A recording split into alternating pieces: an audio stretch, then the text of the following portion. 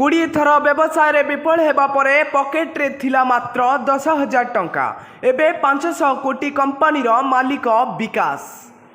कुहाजाए विफलता सफलतार बाट देखाई थाए। अधिकांश लोक भावुचंती जे एहा सबु बहिरे लेखा कथा, किंतु दुनिया रे एमिति किछि लोक अछंती जो माने निज कठिन परिश्रम बल रे एही कथा को सतरे बदलाई पारंती।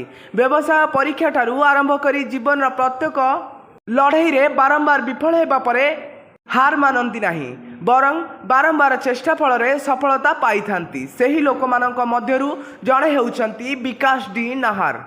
थरे किंबा दिथर नुहे 20 रु अधिक थर विफल होगा पर भी आज को बढ़िबार जोश अच्छी। विकास को जड़े सफल उद्योगी भावे उभा करि परिछि। एही सफल व्यवसायी निज कंपनी हैप्पिलो को सफलतार सह लॉन्च करने पूर्वर 20 थर विफल होइतिले, किंतु एते थर पराजय देखिबा परे मध्य विकास जीतिबार जीत छाड़ी नथिले।